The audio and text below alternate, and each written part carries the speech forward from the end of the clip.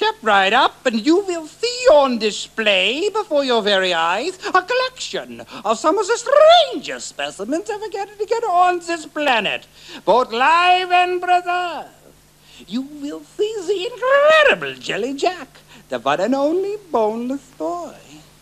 Also, we have the amazing Hammond, the human mole, living his bizarre underground life on a specially built trailer which he has left for the past 17 years.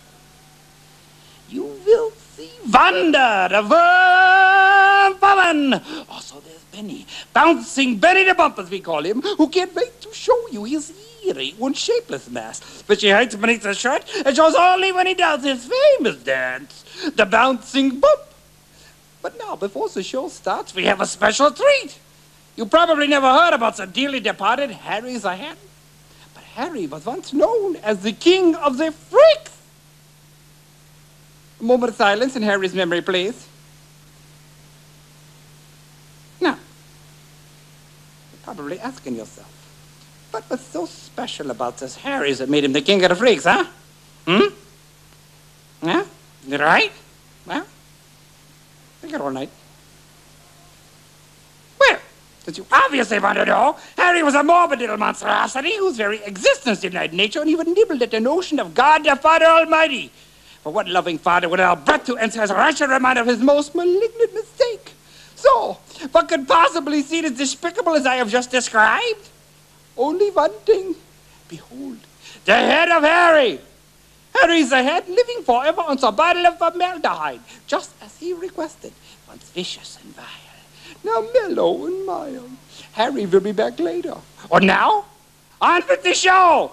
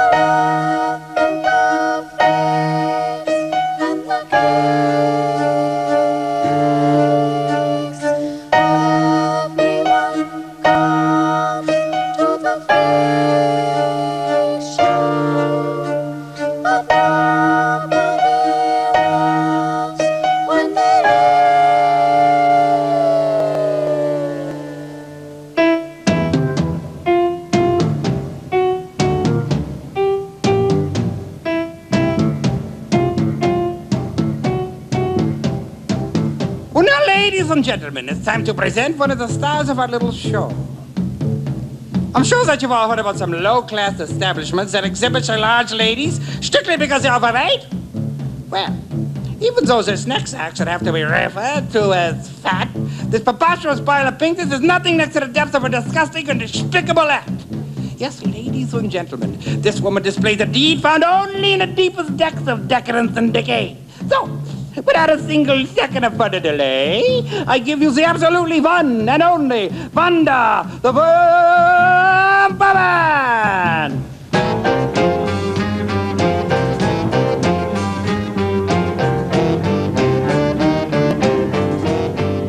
Sneering and sallying lady, as she sneers and squirms, and Wanda, on a saintly smile and living bigger worm. I like to watch your faces fall as we disgust and shame you. Seeking succors is my game, no longer lie and damning.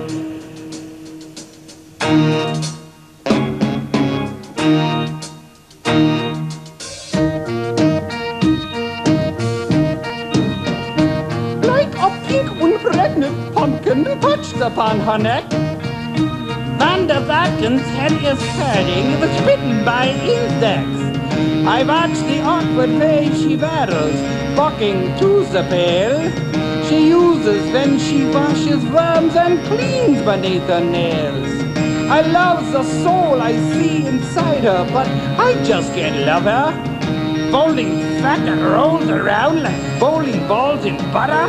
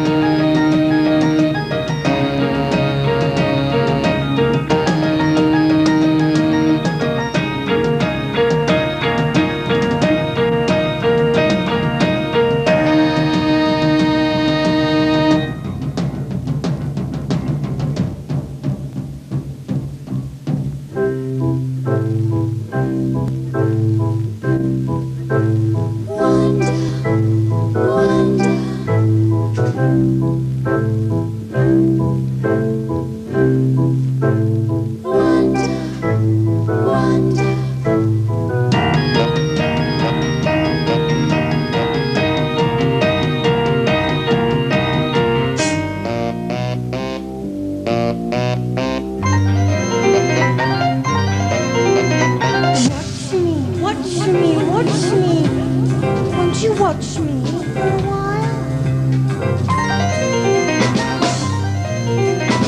Watch me pick my worms up and put them in a pile. Watch me sit upon them with my Mona Lisa smile.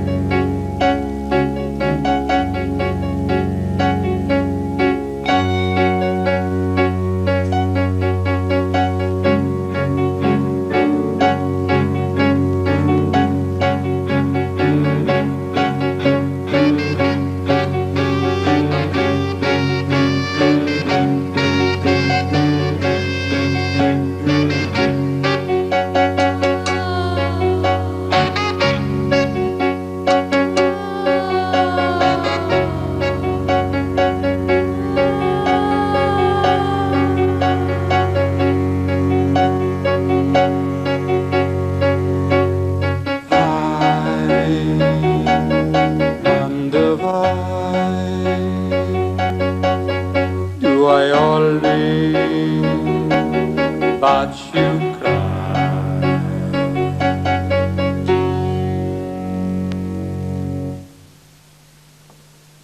Well, now that you've seen a little of our show, perhaps you might like to hear a little bit about the history of the freak show, huh? Huh? Well, I'm waiting. Well, it doesn't matter because you're going to hear it anyway.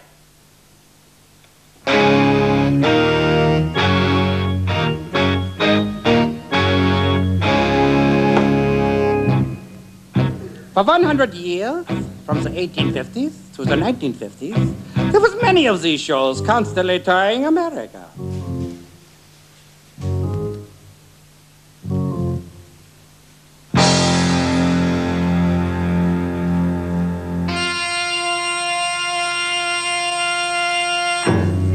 These traveling freak shows glorified and romanticized human deformity by exhibiting certain individuals afflicted by disease or accidents and birth defects as freaks.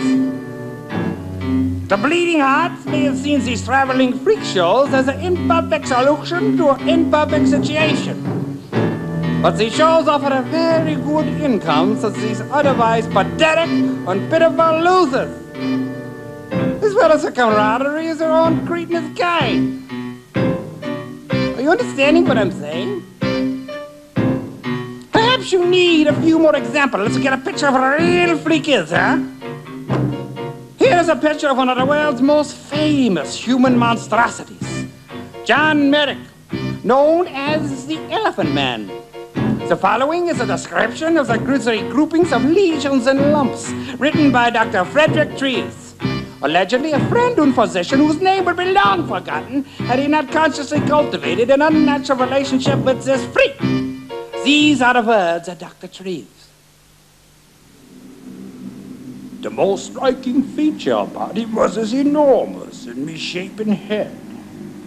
From the brow, there projected a huge bony mass like a loaf. From the back of the head hung a bag of spongy, fungus-looking skin, the surface of which was comparable to brown cauliflower. The circumference of the head was no less than that of a man's waist. From the upper jaw, there projected another mass of bone. It protruded from the mouth like a pink stump, turning the upper lip inside out, but making the mouth a mere slobbering aperture. This is not a complete description, but I'm sure you get the picture. In addition to these charming attributes, the Elephant Man possessed a normal arm and a perfectly formed penis. This next picture is Robert Wadlow, the tallest man who ever lived. Robert's tormented life lasted only 22 short years, but during this time he grew to the astounding height of almost 3 meters.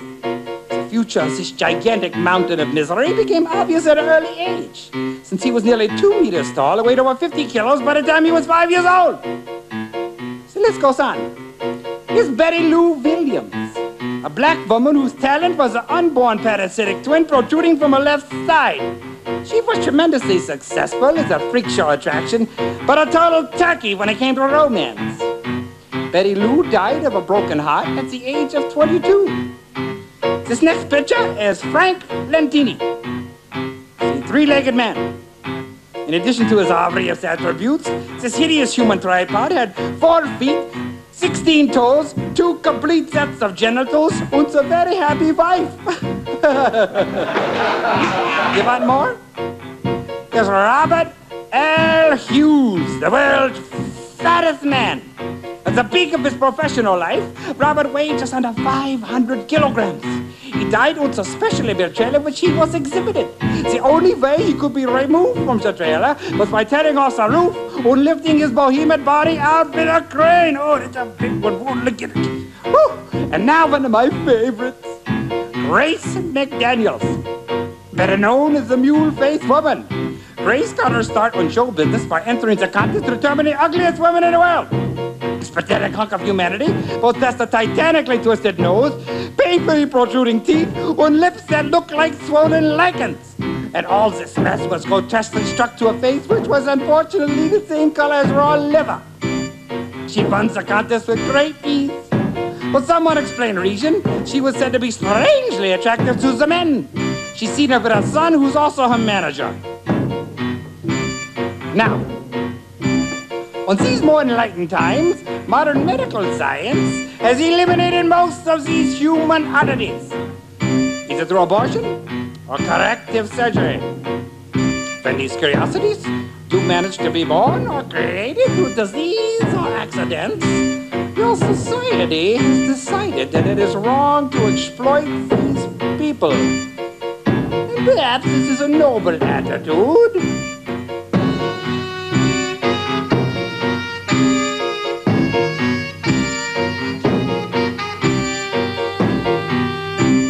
But perhaps, too, it is a denial of the ugliness and deformity which you normal people feel within.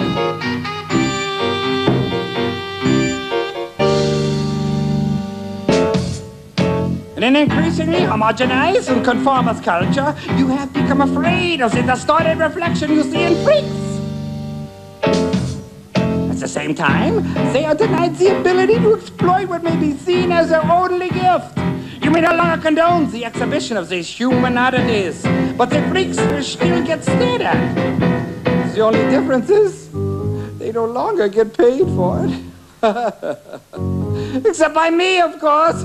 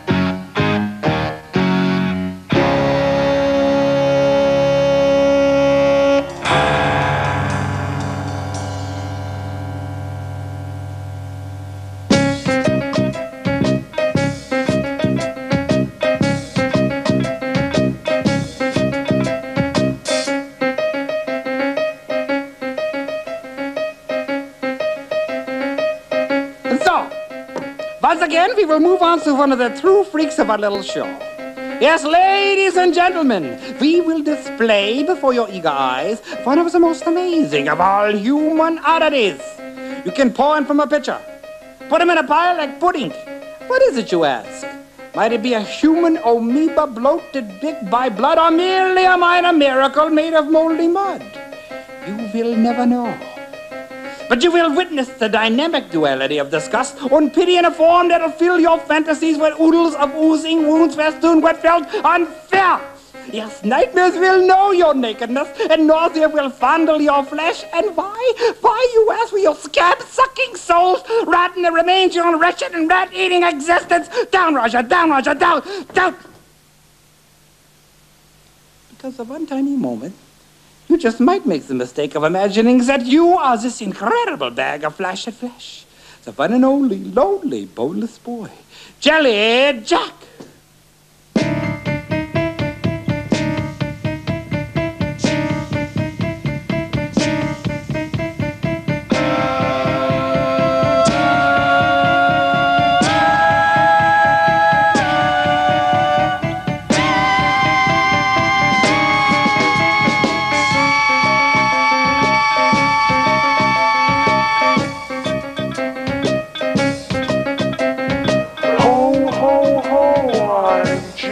Jack, the jolly boneless boy. Ho, ho, ho, I'm Jelly Jack, the jolly boneless boy. Ho, ho, ho, I'm Jelly Jack, the jolly boneless boy. So, once again, we will give you another freak show history lesson. You probably heard about the blowout. And the blow up? Well, I'm sure you've heard about the blow job.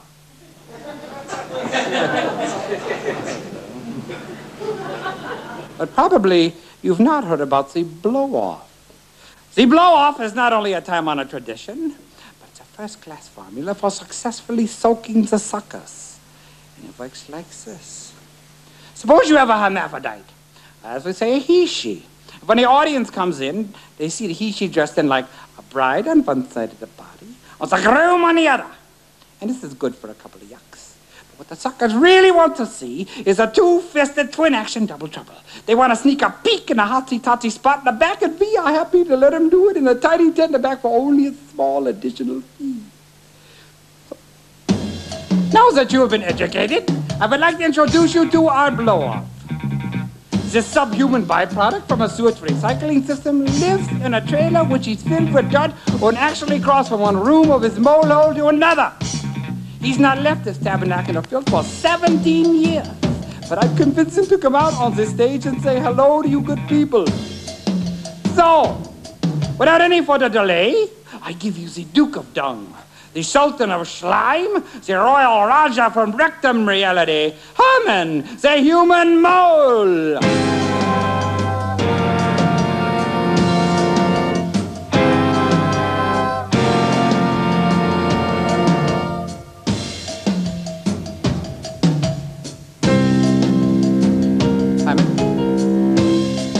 Stop the music! Stop the music, please! Stop the music! Stop the music. Once again, I give you Herman, the human mole!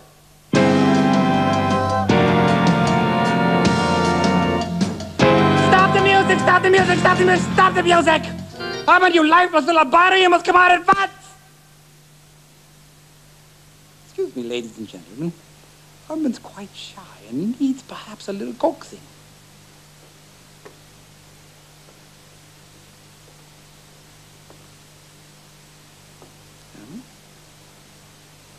Herman, you little cretinous collection of maggot manure, you ever come out on the stage right now, or they will bring you no dinner after the show. Do I make myself clear? And now, we can all enjoy the carefree antics of this frivolous and fun-loving fellow as he freely frolics about on the stage. Once again, I give you Herman, the human mole!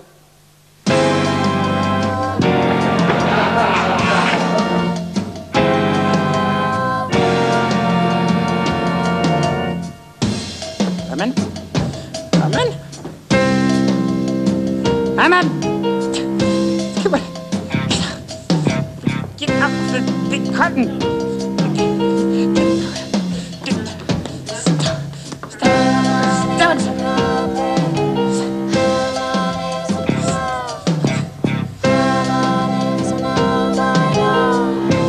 Not that you could tell.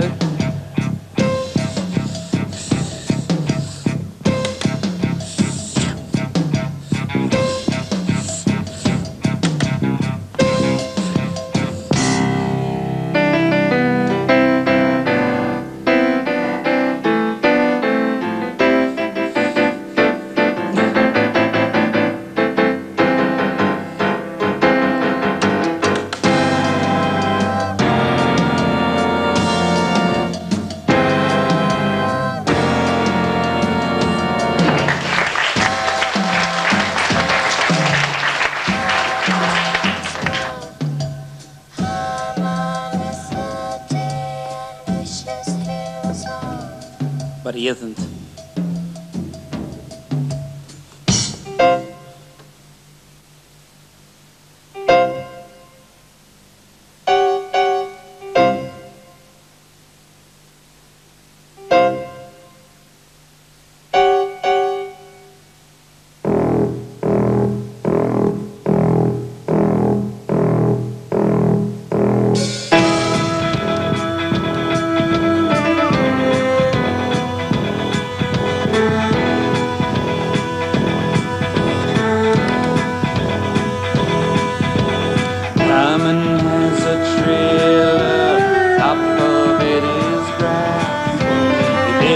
Inside up it dirt, made the sides of glass. He lets you climb the steps up to the top for free.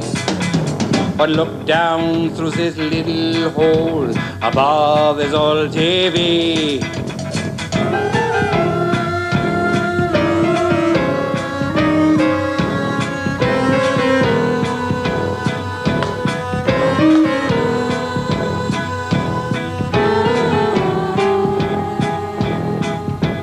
But if you want some more, you pay to go inside the tiny windows of the trailer in which Herman hides. Herman plays piano when no one is around. He has an upright baby Steinway underneath the ground.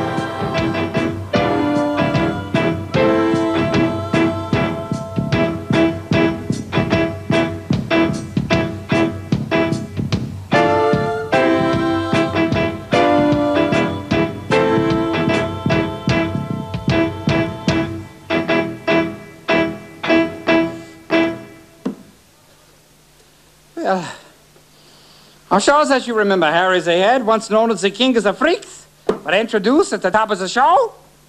I said that Harry would return. Well, now it's time to turn our attention back to this delightful and delicious little demon. Yes, Harry left us once for a while. Harry left for love. And if you can imagine a sight more disgusting and despicable, please tell me, and I will make a star of him. Never mind. As I was saying, Harry left a freak show in the arms of a beautiful young woman, and even though this was a sick and twisted situation, undoubtedly doomed from the very start, who could blame him?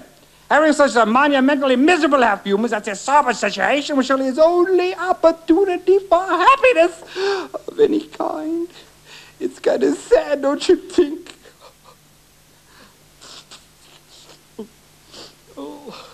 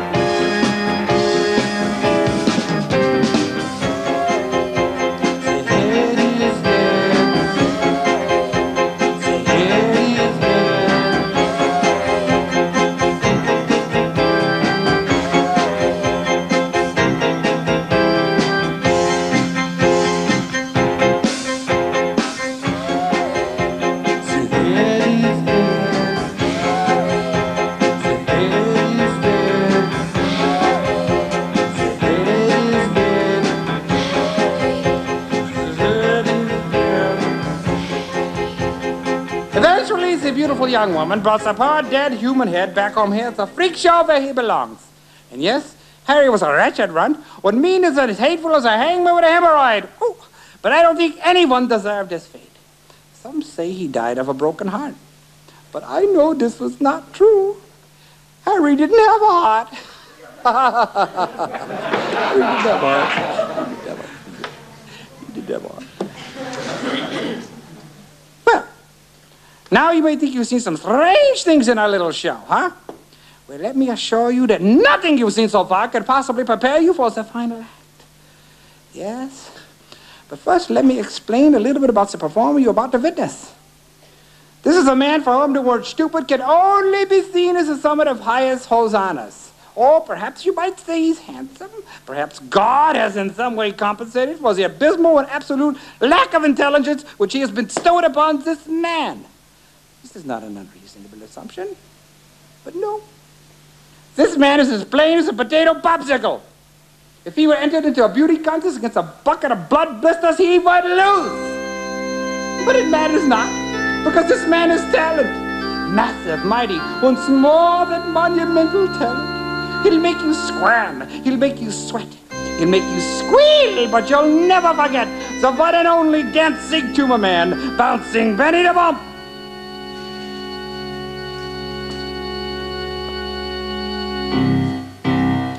Benny will start his act in just a moment. But while he's putting himself in a proper mood, I would like to tell you about the day I discovered Benny. You see, I was riding on a bus. Then suddenly, I became aware of this powerful but pea-brain presence across the aisle from me.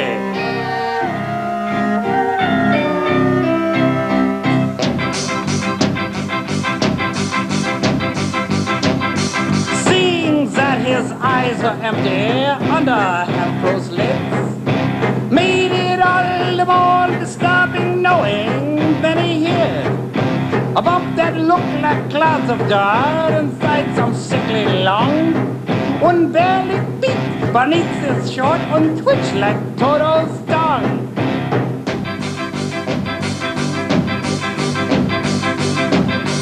Now he dances on the stage along with all the rest, where weaker souls can hide their eyes while Benny bears his chest.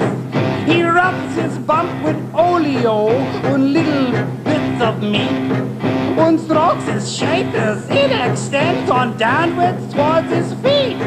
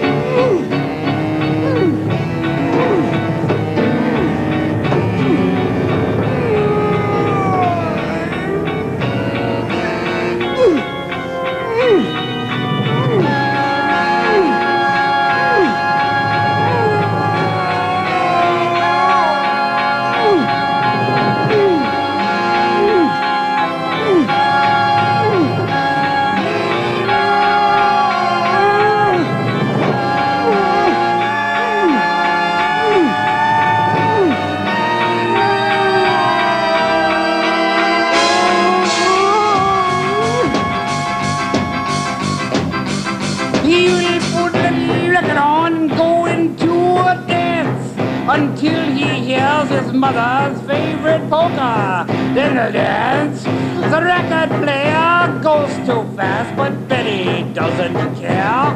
He simply bounces round the room while people stand and stare.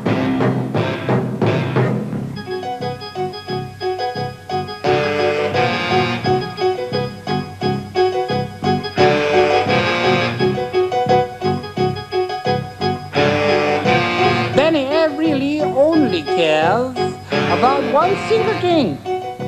He collects some magazines called Women in the Ring. He keeps them all in plastic bags, and everybody says that Benny talks to them at night before he goes to bed.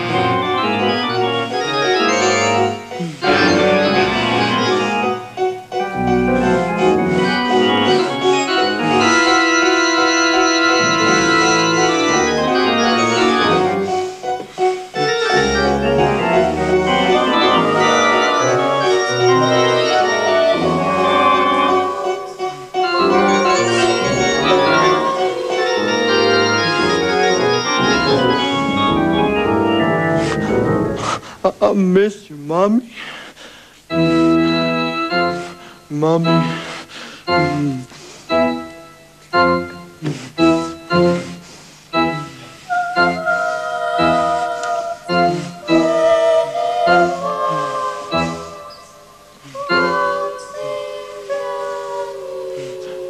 Mommy.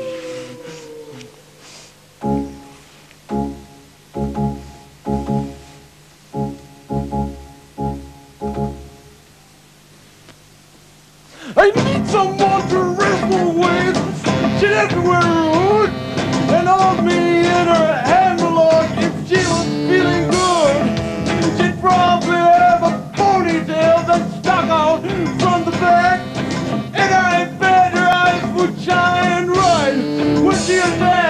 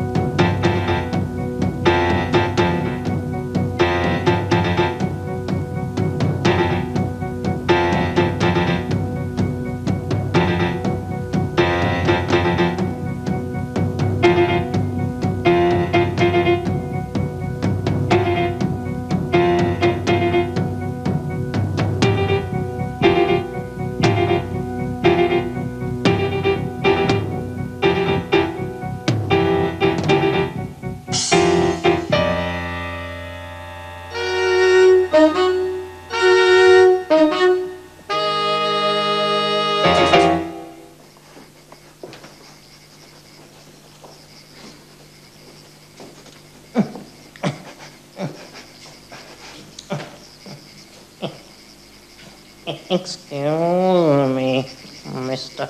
Tex, sir. I haven't had my dinner yet. Sir, please. I haven't had my dinner yet. Don't bother me, you twitchy little twerp. I need a drink. I'll do it later.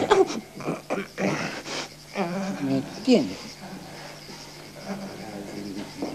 Dinner. Wake up, Jelly, you lifeless lump. Wake up! Need a drink. I need someone to listen. Isn't someone as useless, inadequate as you?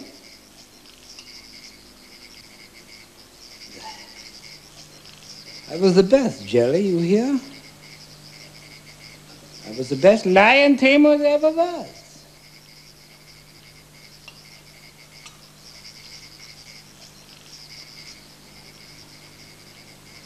Yeah. You could see the fear. As it cracks the whip, and you could see the fear in those big cats. They was all afraid of me. Hadn't been for this backbiter, this cowardly cur, this rotting receptacle full of flea fleeces, I'd still be in the center ring now.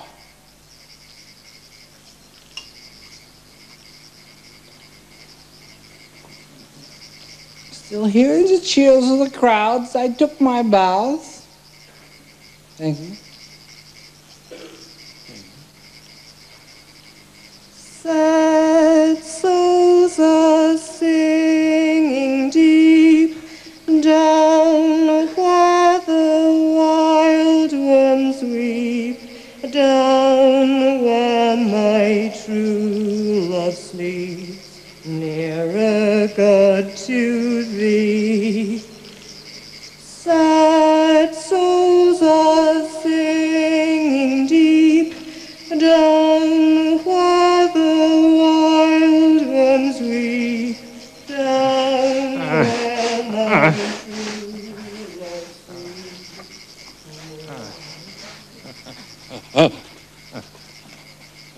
He's just a bully.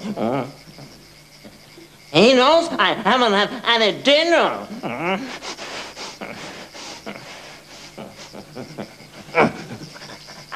I don't need him. I'll quit. That's what I'll do. I'll quit. I can find another show that needs a human more.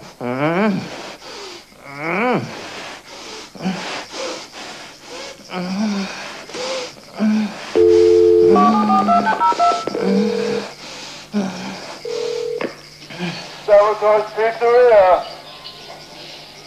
Come on, Mac. I ain't got all day. Okay, nobody's talking, so it must be the Mole Man. Large double mushroom, right, Mole Man? Sure, it's right. You don't never order nothing else. Ain't that right, Mole Man? Let's go. Push the button so I'll know it's you. Forget it.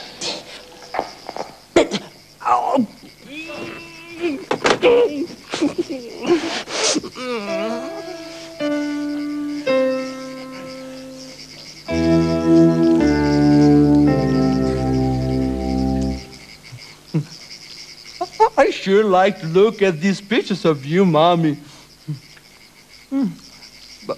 But you and Daddy never looked like you was having a very good time when you was on vacation. Daddy never looks happy in any of his pictures. Maybe this one with his secretary. Well, why did he run away, Mommy? I like this picture of Aunt Gladys when she was taking care of me. She was always so nice. She must have been having fun with Uncle Max in this picture right here. They look real happy.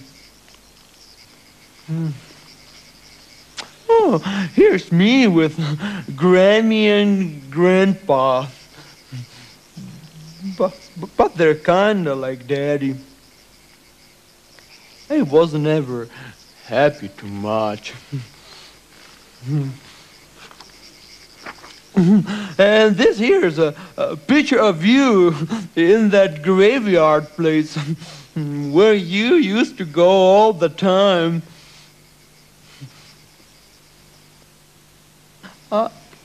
I miss you, Mommy.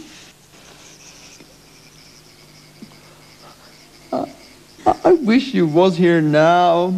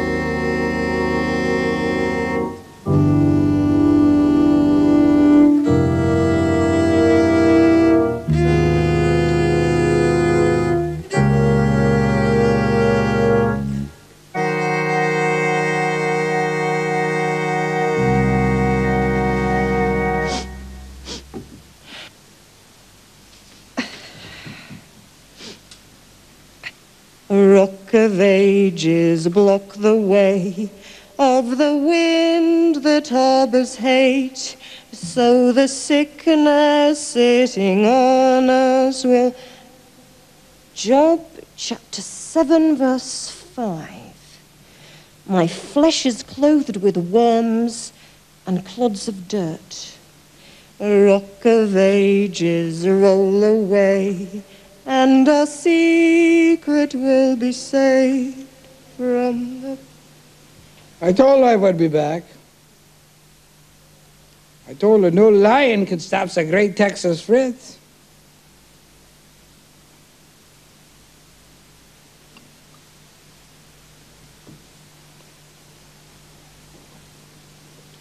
But she left me.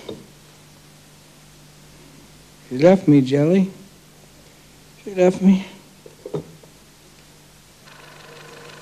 I will be back. She will see. You will all see me back in the center ring. It's been a few years. I only need a little more money so that I can have the operations that the doctor told me about. And then I will make my comeback. I will make my comeback. Jelly, look. Did you see this button? I totally dominated that gigantic beast Raja. What a big wimp he was. Those cats. How they hated me. They will hate me again. Because I will be back, and I will be bigger than ever. It sure was nice looking at them pictures, Mommy.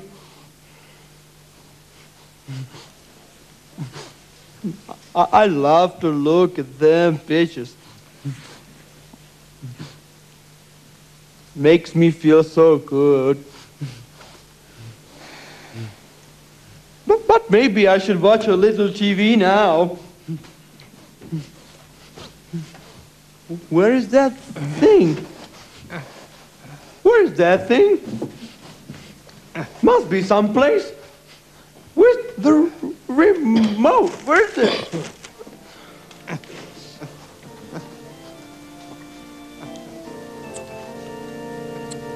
Rock of ages, fall on me.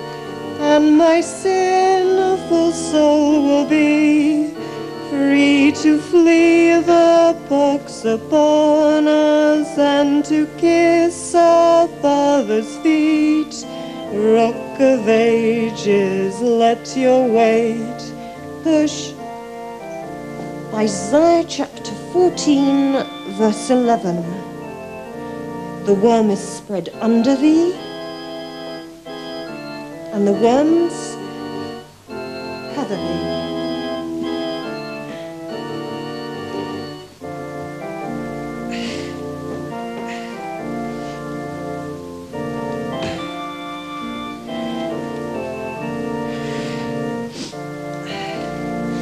Dear Sister Solace,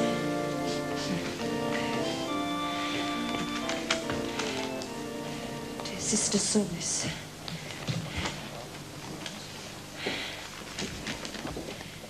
my dearest Wanda,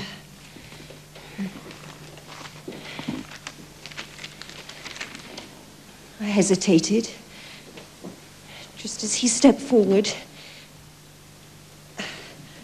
and whispered in my ear, soon you will be with the worms. Soon you will be with the worms. Soon you will be with the worms. Ugh. Soon. Nothing drives me crazy more than hearing a woman cry. Especially a disgusting and fat worm eater. Oh, I gotta get away from this place. I will make my comeback. I will. I will.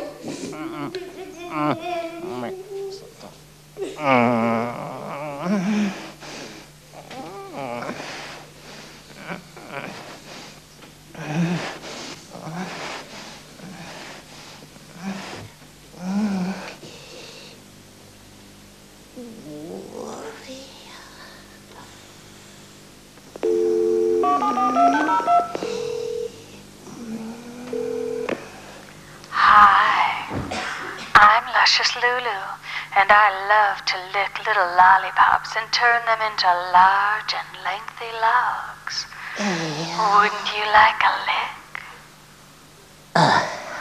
No answer. But I hear you breathing, so it must be my shy guy. Hi, shy guy.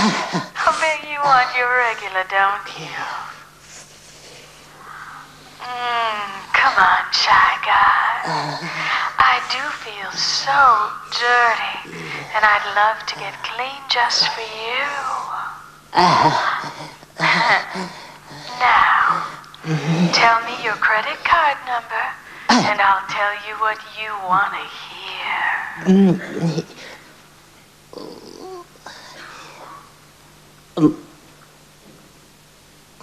Master. Card number 3, 5, 8, 2, 6, 9, 4, 0, 0, 8, 3, 2, 3, 2.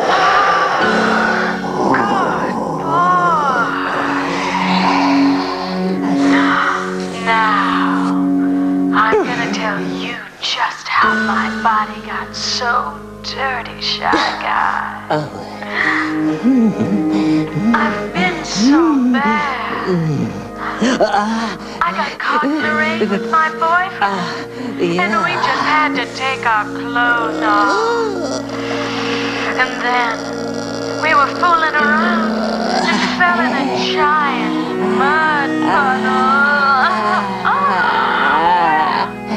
We were just so oozy and slippery that we just couldn't stop touching each other. And before we knew it, we just totally lost control, shy guy.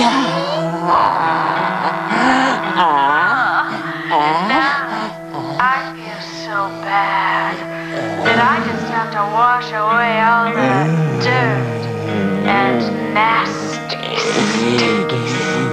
I'm washing my breath now, Shy Guy. And the nipples are big and hard, just like they were when my boyfriend rubbed mud all over them. And then he rubbed it on my stomach. And then I looked down between his legs.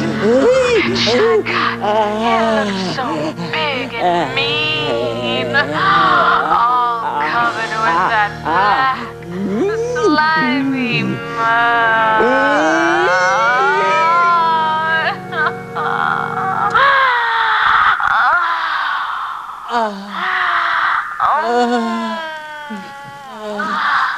What is that?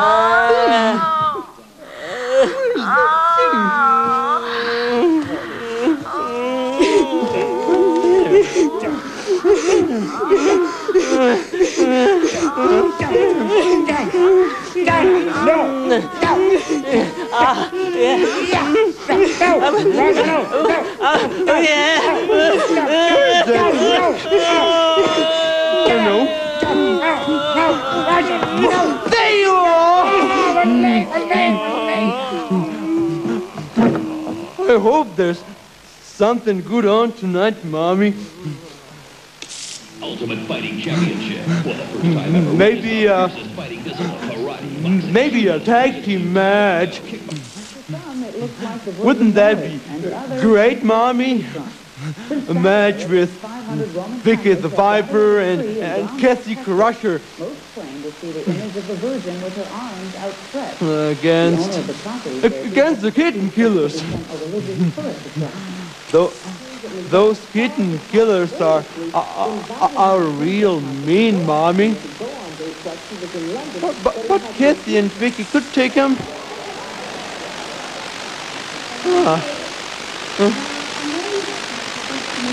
I hate all these all-police shows.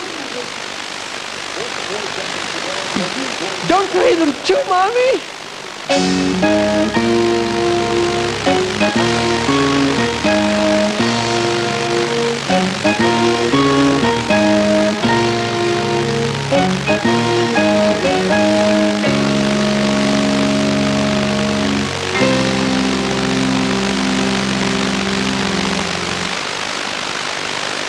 Big cats. They hated me. Everyone hated me. They all hate me. And they still do. Did you know that, Jelly? Of course you do, you slimy secretion from a sea slug. Because you hate me too. But you know, that's why we are so successful here at the Freak Show. Because I make everybody hate me. They love to hate me. Because everyone hates me so much. They all love you poor downtrodden, dirt-eating freaks. Oh, but Roxanne didn't hate me. Oh.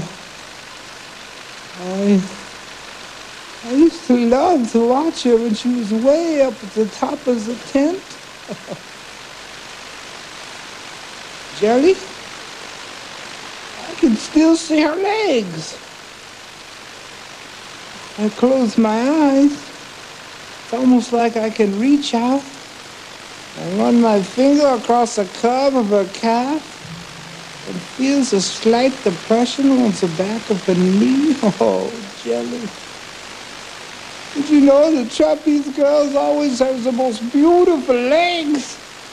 And Roxanne was the loveliest of them all, and she left me. She left me. Because that one little accident, she left me.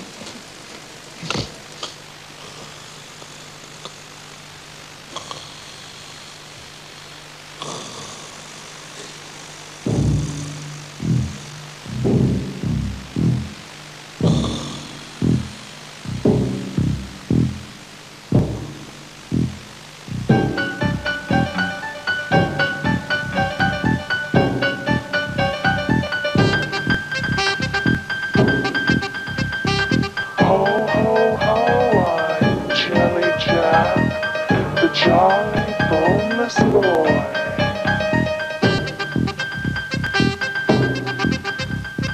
I live inside a jar beside the rooster boy named Roy.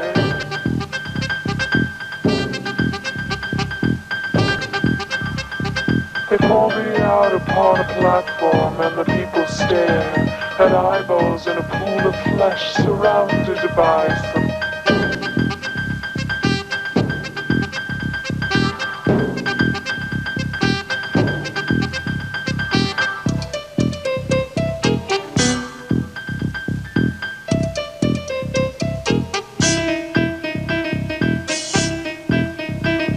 I wish I was a cowboy or maybe just a bird, singing simple melodies that no one ever heard, soaring with the winter wind or bringing in the spring, scaring air with orioles and bumblebees that sting, making babies proud of all the buns that I would bring. I'd sit up high above the ground and laugh as I looked down at all the silly humans as they slowly trudged around. But as I see the end of evening turn into the night, the bird inside my brain becomes a light that is too bright.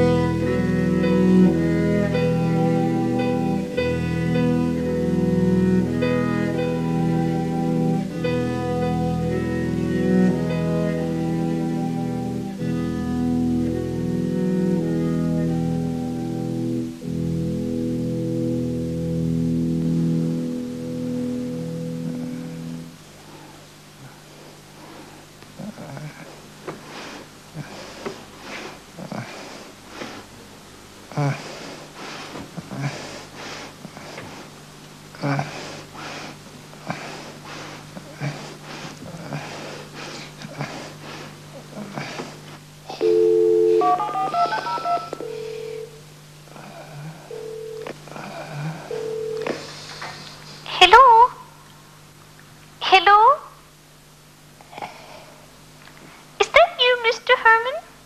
I hope so, because you haven't called for a while.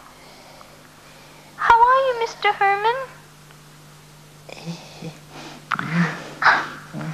It's okay if you don't answer. I know you're not mean. You're just shy. You're not mean or anything. I'm shy too, Mr. Herman. So I know what it's like to want to be with people but not know what to say. Hey, maybe we can just be together on the phone and not say anything. I bet you'd like that, Mr. Herman.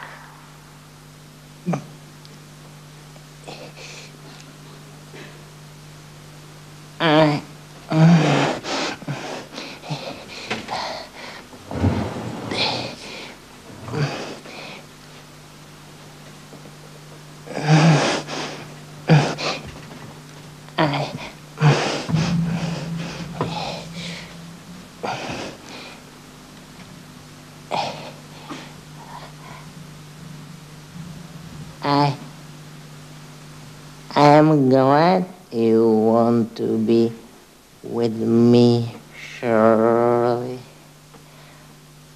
Nobody ever wanted to be with me except my mom. And I guess she was kind of stuck with me. I always hated the sun. It hurt my eyes so much. I stayed home where I felt safe with my mom and my piano. When Mom died, I got the job working the night shift.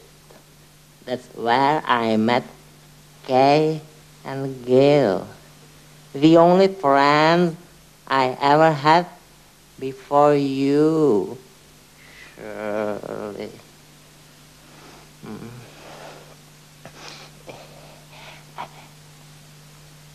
I had a crush on Kay, and she and Gil were both really nice to me. It surprised me to find out something was going on between them, because Kay was married to a brute named Todd. I could tell that she was scared of him.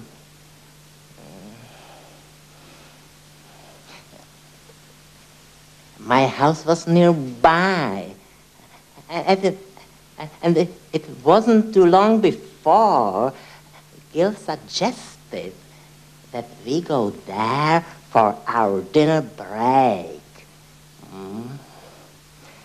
After eating, my piano playing would always put them in a romantic mood.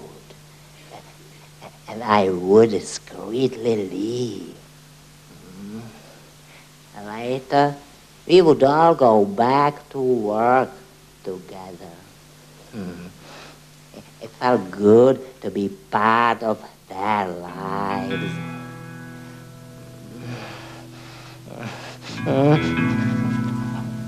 One night, I ran into Todd. When I wouldn't tell him where Kay was, he hit me violently with his fist, again and again. Later, as I returned home, I heard shouting and glass breaking, and prayed I wouldn't be too late.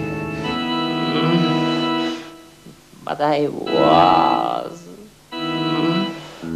Kay and Gil were motionless on the floor when Todd came after me too. Gil jumped up and stabbed him. Then started shouting that he was married and begged me to take him to a doctor before the cops came. And everyone found out. You didn't even seem to care that Kay was dead. He made me drive too fast.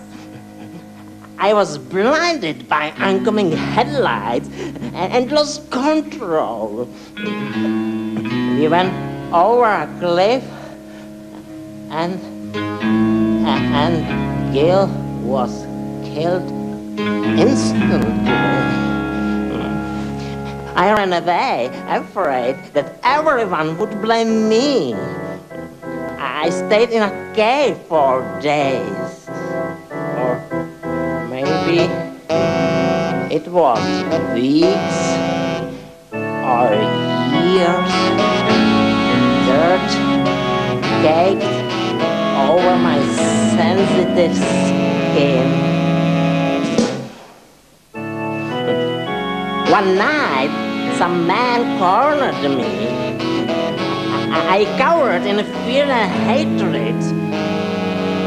But they took me in and gave me my own trailer and a new identity. Herman, the human mob. It's worth it. I may be a freak, but it's worth it if I never have to see the daylight or another human face again. I'm sorry, Mr. Herman, but my mom is calling, so I have to go. But please call back soon. I love you, Mr. Herman. Bye-bye. Bye.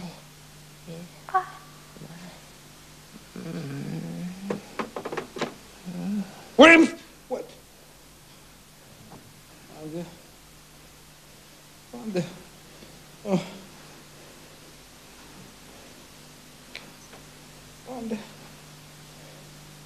Arrest. Escape. Even in my sleep. Wanda?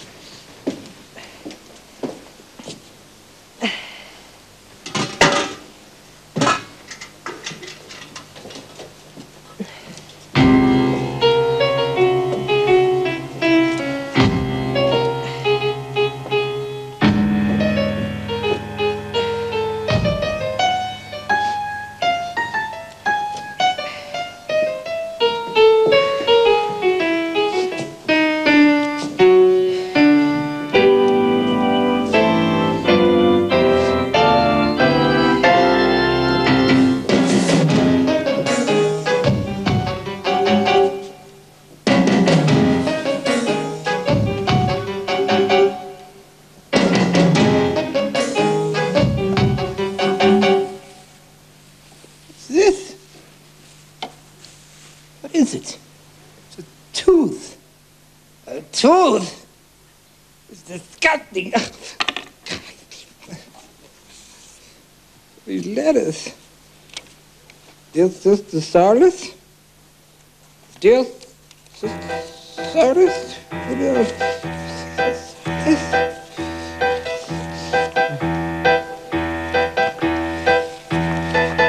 Gosh.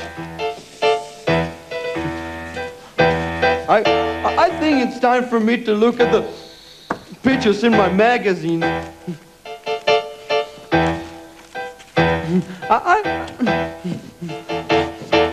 I hadn't looked at him since maybe yesterday.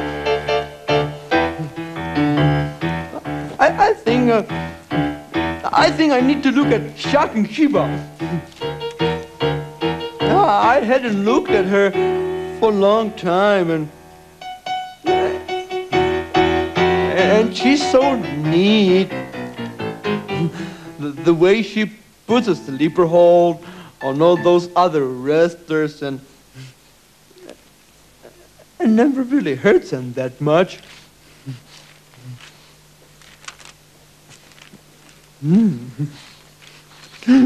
Here she is.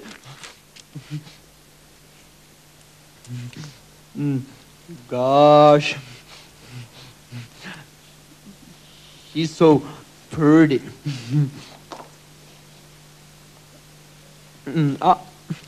I think she has the best ponytail of all. I wonder if she needs any friends. Maybe. Dear Sister Solace, the occasion of our dual devotions now numbers 3. The fervor, joy, and purely zealous zest with which I now pursue my daily goals is nothing short of astounding. But this is not the point of my message. But there is a dark spot in this sea of sunlight and love. Perhaps you are familiar with Father Bartholomew, an older priest with whom I have worked closely in the past.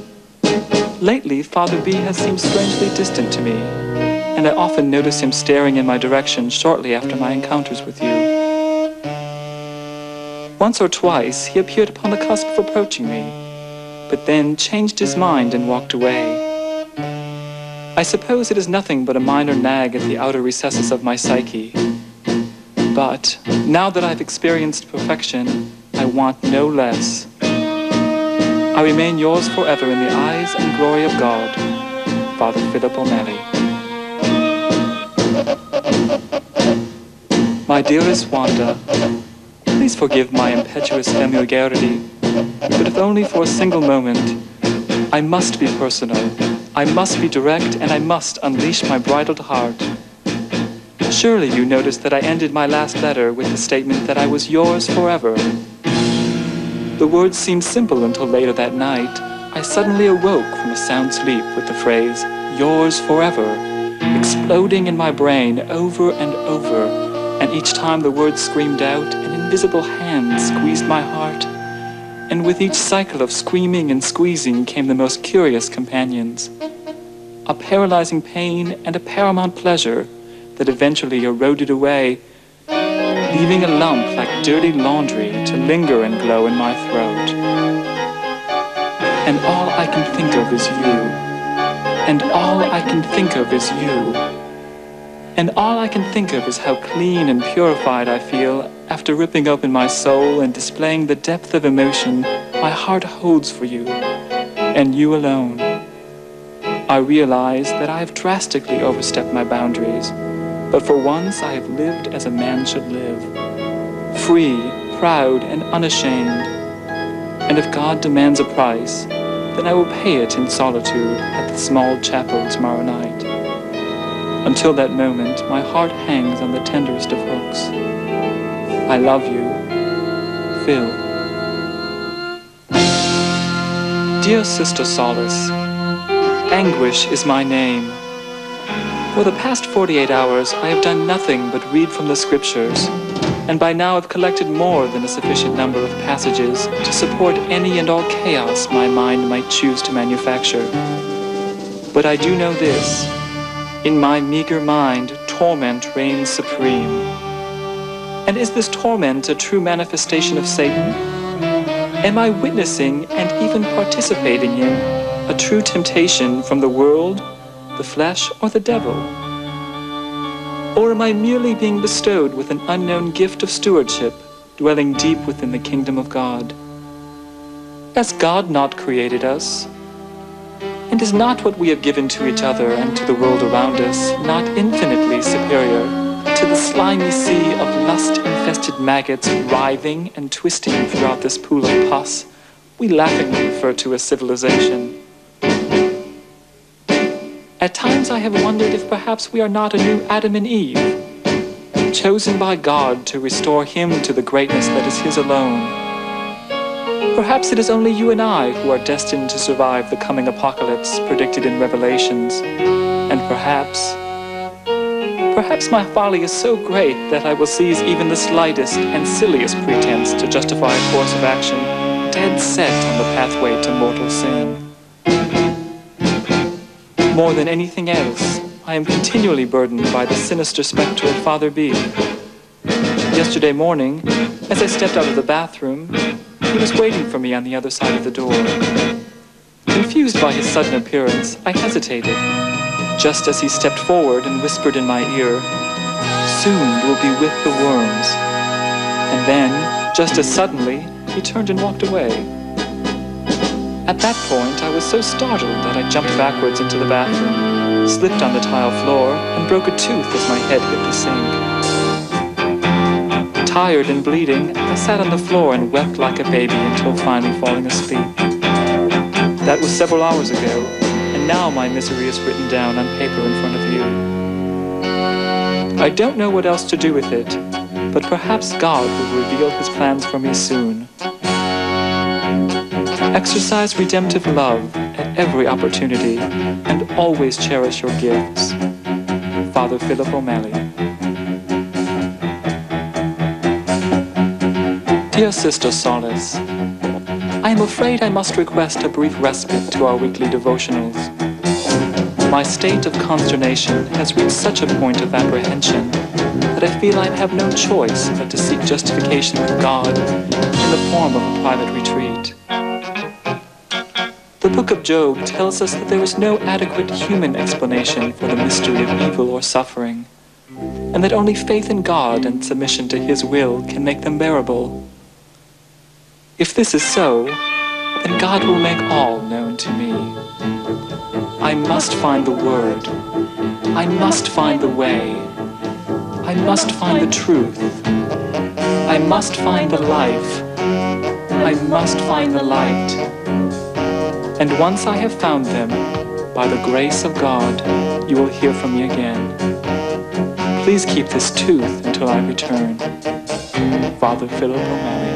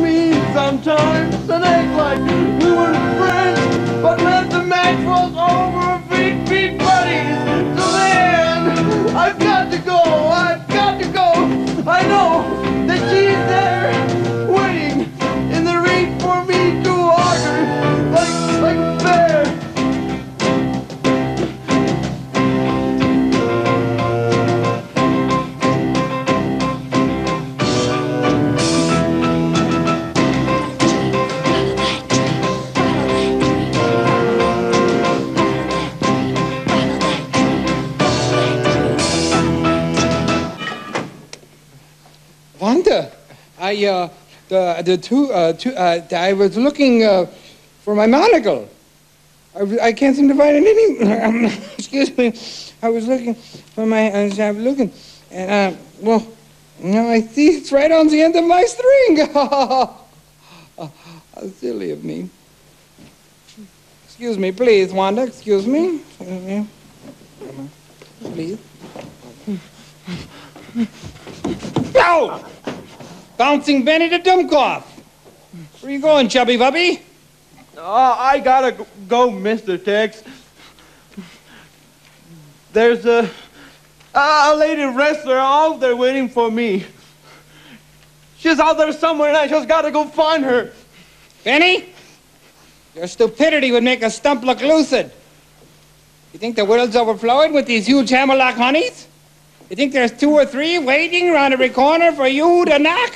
That's not the way of the world, Benny. Now, please, calm yourself down and go back into your trailer.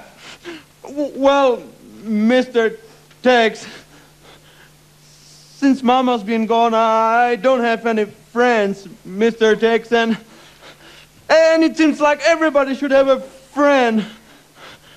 And I know I could be real good friends with Lady Wrestler. No friends.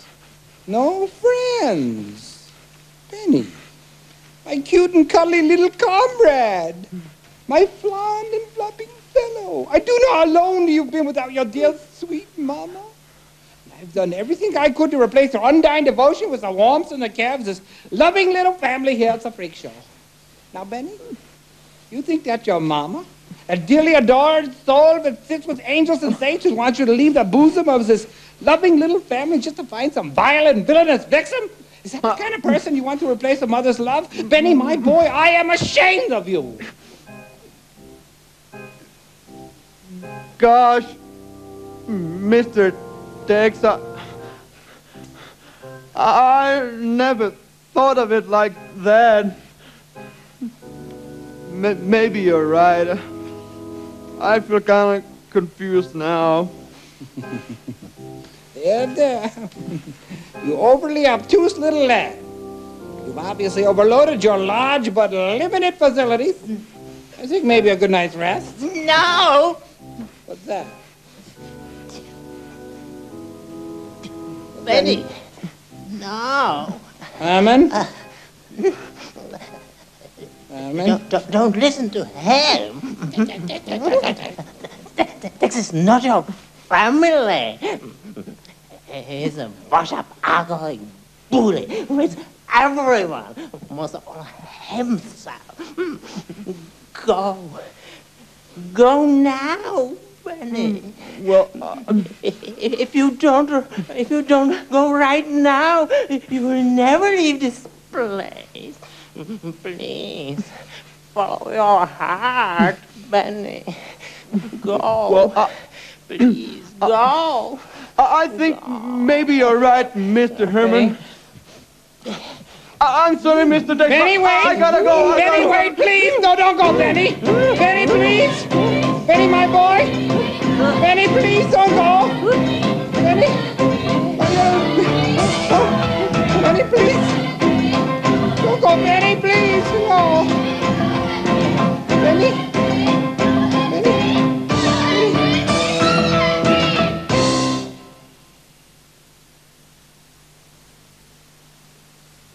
Once, a man whose head was halfway eaten by a shark said, "We are only equal in the grave and in the dark." When I asked him if he knew how he could continue on like this, he said he did not know, but he could probably make a guess. Half a mouth may not be much, but it's still half a kiss.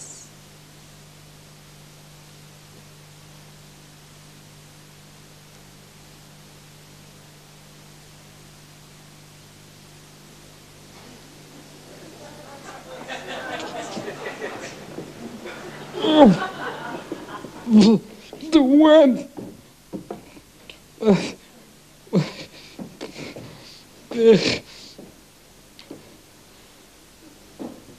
Benny? Boy? Found it? Found it? Benny?